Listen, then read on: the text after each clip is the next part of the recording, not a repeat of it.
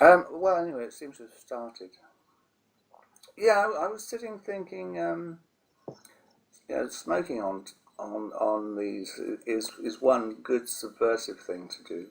Absolutely. I think just the act of smoking is now subversive. So But I was also thinking that you could get people drinking as well, which that's true. Yeah. which we've done. So smoking and drinking, and then I was thinking, what about eating cheeseburgers? And Yeah. that would be. About me.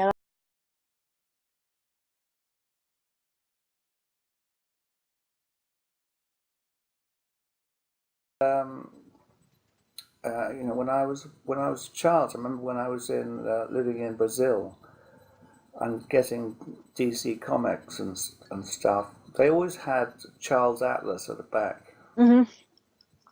I remember him. Yeah. and Was that was the one where the kid was getting sand kicked in his face on the beach, right? that's right too. Yeah.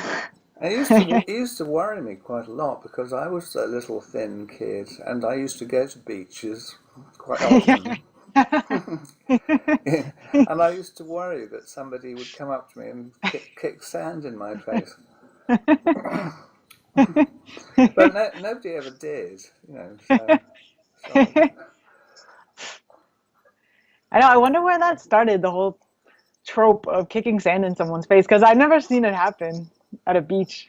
well, it probably does happen, but particularly if people are kicking balls around, which Yeah, they're doing on Brazilian beaches the whole time. yeah.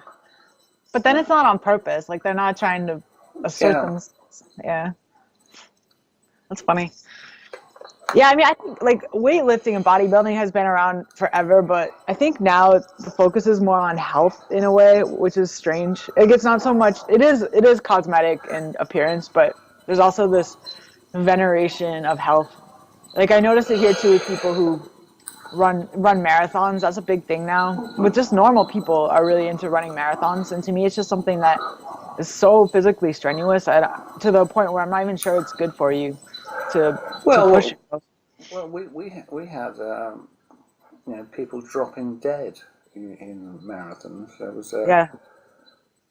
There was a case a few years ago. I think more or less every marathon they have, somebody drops dead or Mhm. gets taken to hospital. There was a marathon in London recently where the some guy was carried across the line by another runner, Wow. um, which drew attention. But I mean, he was so exhausted that he could barely stand up.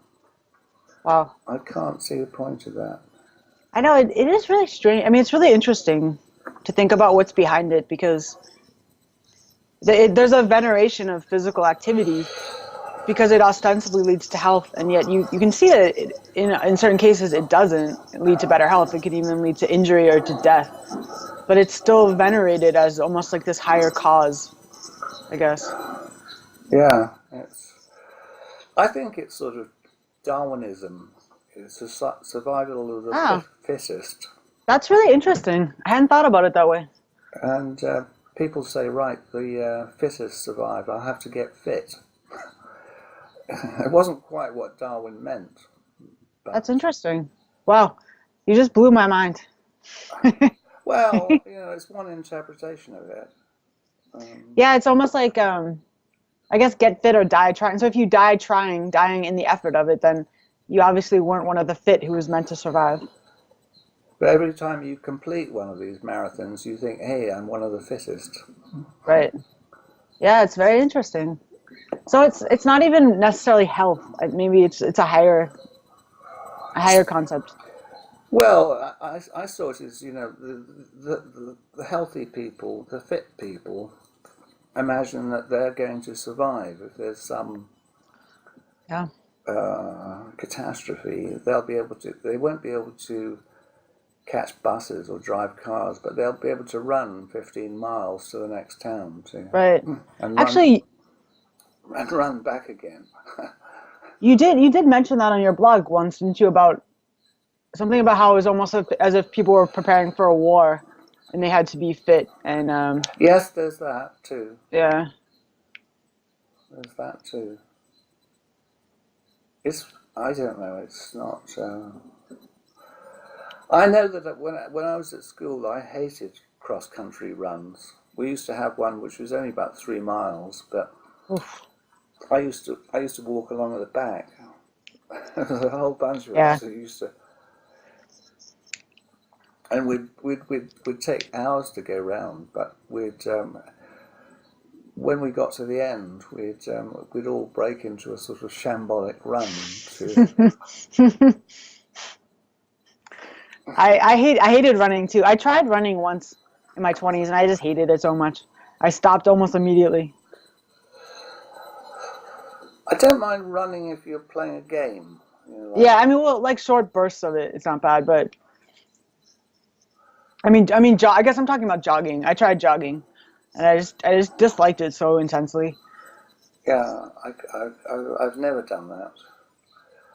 I've got a bicycle that I use occasionally. I like bicycling.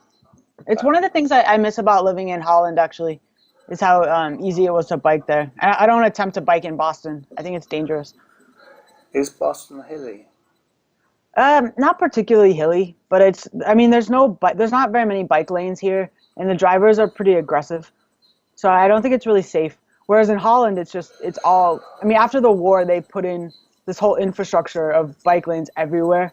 So it's really very safe in Holland to bike, and everyone does it.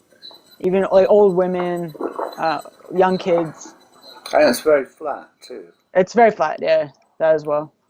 I've been there once. What part of Holland were you in? Um, I think it was Rotterdam. Oh yeah. Hmm. I came in a boat from Brazil. It was probably Rotterdam then, yeah.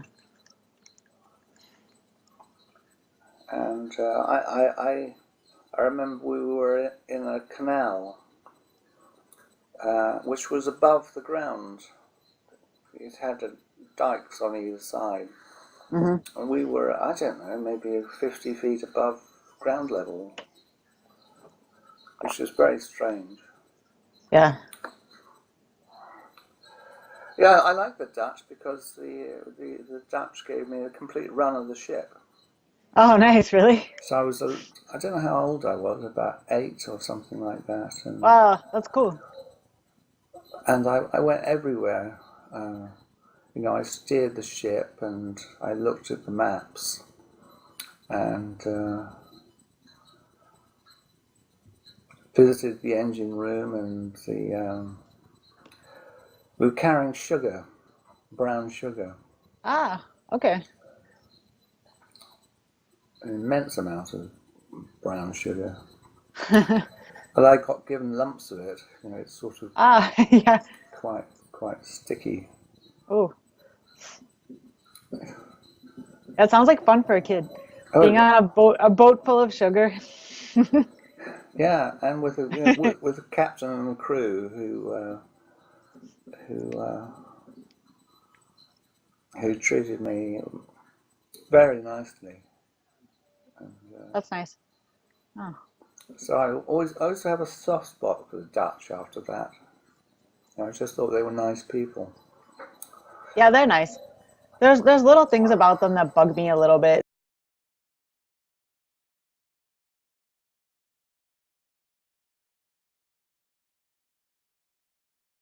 It's a pity that we've lost Harley because I'm sure he would have been great fun.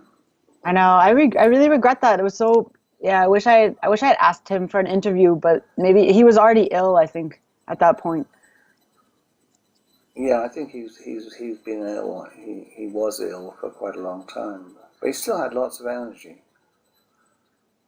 And, I think it was really a case of, you don't know what you have till it's gone, because now that he's gone, I really miss him. You just miss seeing his presence. yeah, yeah.